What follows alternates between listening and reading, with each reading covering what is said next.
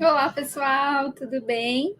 Hoje estou aqui para a gente continuar a nossa viagem na gastronomia. Hoje a gente vai avançar um pouco, vamos falar da Idade Contemporânea, abordando o bom gosto dessa época, abordando também um cozinheiro muito famoso nessa época, que é o Carême, e talvez você já tenha ouvido falar dele por aí.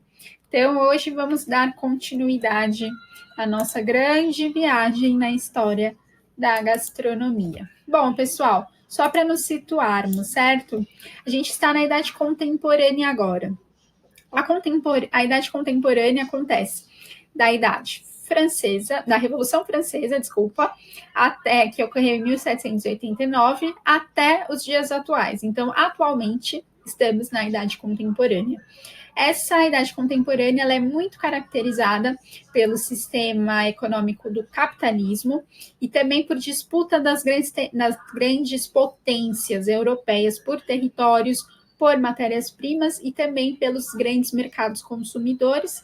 Mas a gente já está vendo aqui a linha do tempo, né? Então, aqui, ó, 1789, acaba a Idade Moderna, começa a Idade Contemporânea, com a Segunda Revolução Industrial e com uma grande característica desse período, que é o capitalismo. Nesse período ocorreu a Era Napoleônica, a gente vai falar um pouco do Napoleão, Congresso de Viena, Santa Aliança, Revoluções de 1830, Primavera dos Povos, Neocolonialismo, Unificações, Primeira Guerra Mundial, Revolução Russa, a crise de 1929, o nazifascismo, Segunda Guerra Mundial e Guerra Fria. Todo esse período ocorreu a partir de 1789, tá? Então, várias coisas ocorreram e estão ocorrendo até os dias atuais, certo?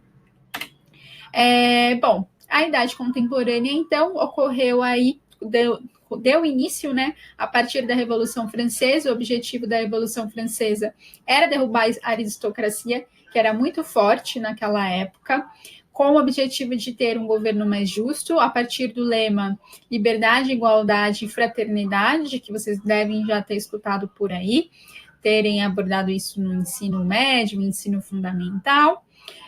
Nesse momento, né, aquelas ações que foram realizadas pontualmente na França interferiram ou influenciaram vários outros processos de independência em colônias europeias na América. Então, foi um período muito importante, né, a partir da Revolução Francesa.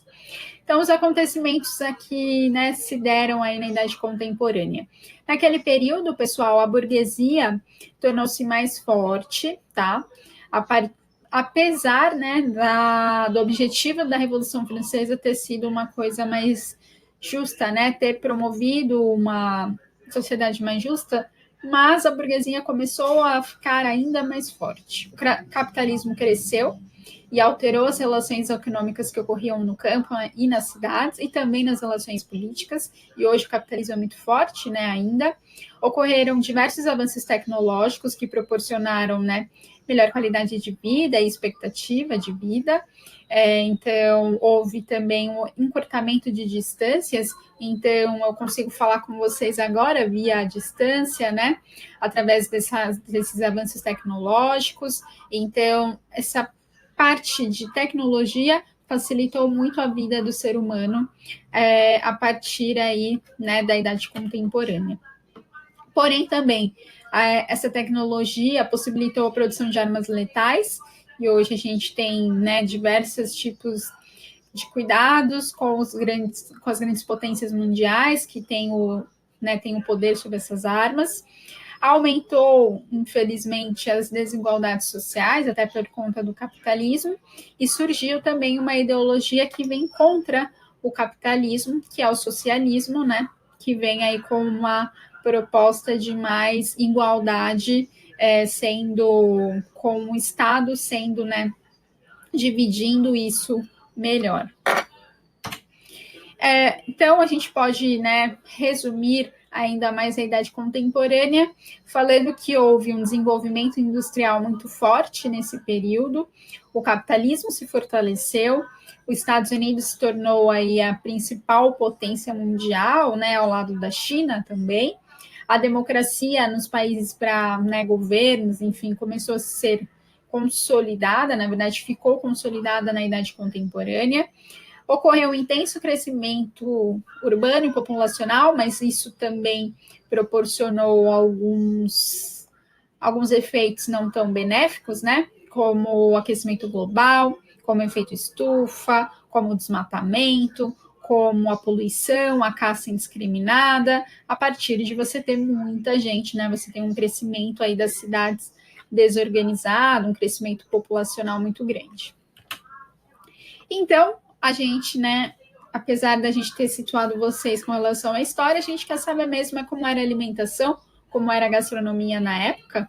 Então, aqui a gente começa falando da alimentação a partir de Napoleão Bonaparte, que era uma figura que gostava de pratos mais simples, não nada sofisticados, não gostava de utilizar muitas especiarias, né, no preparo dos produtos, gostava mais dos pratos italianos do que dos pratos franceses, e né, no período do Napoleão, ele contribuiu muito pouco com a gastronomia em si, tá, gente? As únicas contribuições mesmo dele foram o frango cortado e frito no azeite doce, e também essas conservas de alimentos, que foi um desafio dele, porque o exército precisava ficar muito tempo, né, fora do seu local de origem, e eles precisavam ser alimentados. Então, ele fez um desafio à população para como conservar os alimentos. E aí surgiu as conservas dos alimentos nos vidros, e depois a conserva dos alimentos no gelo. Mas olha que interessante, foi a partir de um desafio que ele propôs aí como conservar os alimentos para nutrir o exército, e aí veio as conservas dos alimentos, que agora a gente tem aí os inúmeros enlatados que a gente conhece.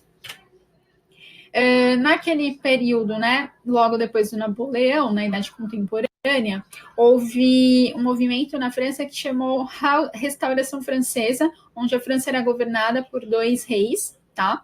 Esses 2 reis tinham características diferentes, um gostava mais de refeições grandes, o outro gostava mais de refeições com carne de caça, enfim. Então, os governos, né, eles eram o Luís e o Carlos X, o Luís XVI, o Luís XVIII e o Carlos X. Nesse período surgiu os menus mais artísticos, né, os cardápios, como esses da foto aqui, que eram mais artísticos, mais luxuosos, que tinham o objetivo de mostrar o que era sendo servido, né, para quem ia beber, para quem ia comer. Esse cardápio surgiu em um banquete do Luís, tá, para ele mostrar o que estava sendo servido. Então, os cardápios muito bonitos, com uma letra bastante bonita, artístico mesmo, né? Até logo depois do Renascimento em si, né? A gente estar depois do Renascimento. Nesse período da restauração, ocorreu a migração, né, a mudança. Então, os chefes de cozinha que cozinhavam no palácio, eles perderam seus empregos e foram para fora, né, abrir os seus próprios negócios. Surgiu a cozinha burguesa como uma afirmação da classe média. Essa cozinha burguesa que a gente comentou atrás, ela tem o objetivo de você misturar os aromas do campo com a alta gastronomia, tá? Então, esse período da restauração francesa foi importante para isso. Houve essa migração dos chefes e também o surgimento dessa cozinha que misturava aquele aspecto mais interiorano com uma gastronomia mais sofisticada. Nesse período, né, da Idade Contemporânea, começou também a ter o reinado do Luís Filipe. O Luís Filipe, no período dele, né, de reinado, houve a atuação dos grandes chefes de cozinha, dos cozinheiros, de gourmets, de filósofos, de escritores. Dentro desses chefes, desses cozinheiros, surgiu o Grimond de la Reynière, que ele implantou o sistema francês, que é aquele sistema onde cada prato é servido de uma só vez. No reino de Luís Filipe também surgiu um filósofo muito famoso, responsável pelo livro Fisiologia do Gosto, que é um livro que todos nós indicamos para vocês, que é bem interessante, né, com relação à gastronomia, talvez vocês já tenham até tido contato, tá? Então, esse filósofo é chamado ele é o Anselme Brillat Savarin, onde ele fez muitos livros, mas o mais famoso mesmo é o Fisiologia do Gosto, que é bastante importante para a gastronomia. Durante a Idade Contemporânea, além de Paris, a gente tem Nova York como sendo o segundo centro gastronômico, tá? Na Inglaterra, por si só, a Inglaterra teve um período muito difícil, onde houve fome, onde houve salários muito baixos, né? Uma crise econômica lá forte. Porém, mesmo com essa crise, a gente tinha a Rainha Vitória, e a Rainha Vitória ela era conhecida, né, por nos seus banquetes, seus jantares, enfim, ter muitos objetos na mesa, muitos candelabros e candelabros altos, guardanapos em forma de escultura. E aí teve a burguesia em si, né, começou a imitar esse aspecto da Rainha Vitória, esse tipo de mesa servida, né? E foi chamado então de estilo vitoriano, ou seja, o estilo vitoriano é essa mesa posta com muitas coisas na mesa, muitos objetos, candelabros altos e esses guardanapos mais esculturais, tá? Na Inglaterra ainda, o chá, né, da tarde, ele tornou-se uma refeição, então o hábito de consumirem um chazinho à tarde tornou-se uma refeição, que hoje a Inglaterra é super conhecida por isso, né? É uma refeição com muito bolo, com muita torta, enfim. Chá inglês é bastante conhecido, esse chá da tarde. O jantar em inglês, ele também começou a ser servido mais tarde, por eles considerarem esse horário mais elegante do que era, então eles começaram a servir um pouquinho mais tarde do que era realizado. Na França, né, a gente teve o Luiz Felipe e depois a gente teve o Luiz Napoleão. No Luiz Napoleão, as cozinhas eram equipadas com fogões de ferro fundido, tá? Então, eu até coloquei essa imagem para vocês.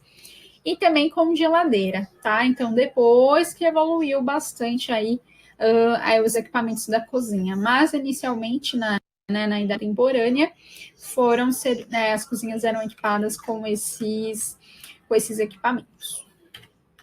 Aí, na metade do século XIX, a gente teve a guerra, né, entre França e Alemanha, onde proporcionou uma grande crise na França, porque a França foi cercada, né, especialmente Paris, e aí com isso os preços dos alimentos aumentaram muito, e aumentando o preço desses alimentos, começou a surgir mercados alternativos de carnes, como o mercado de rato e mercado de cavalo, tá?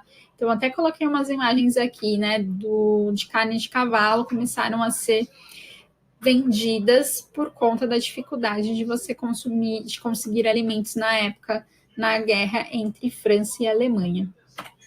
Mas, no final do século XIX, a França conseguiu se superar, enfim, melhorar, teve grande prosperidade com os restaurantes, a gente vai falar de restaurantes em uma das nossas aulas, enfim, que foram muito importantes para a França, os restaurantes, o surgimento deles e a evolução dos restaurantes lá.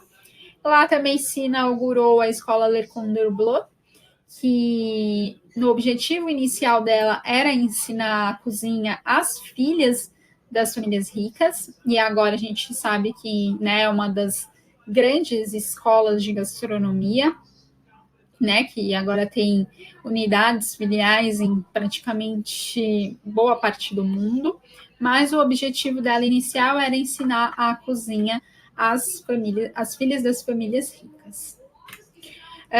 Aí a gente entra num cozinheiro que eu falei para vocês que a gente ia abordar, que ele foi muito importante para nós, para a gastronomia, que é o Carême e a alta cozinha, né? A alta cozinha francesa. Ele é considerado o grande fundador, o pai da La Grande Cuisine Française.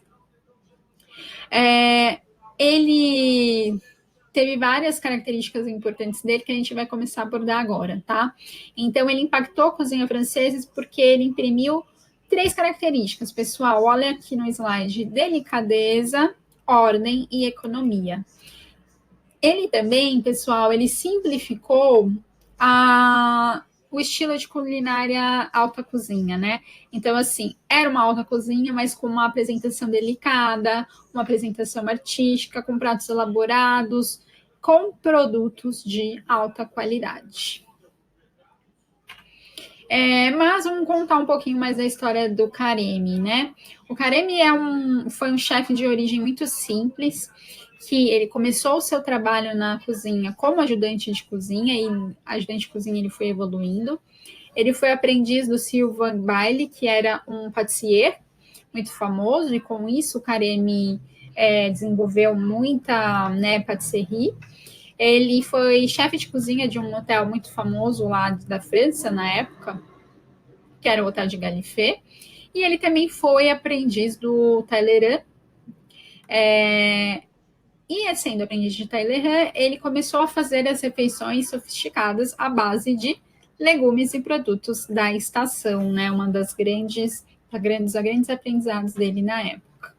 Ele abriu, né, uma loja de patisserie. Essa loja de patisserie, ele apresentava os bolos arquitetados, que eram bolos muito bonitos, então ele estudava um pouco de arquitetura, né, de edificação, por exemplo, para montar esses bolos. Ele foi o precursor da apresentação dos doces intercalados em fatias finas e muito creme na mesa dos grandes banquetes.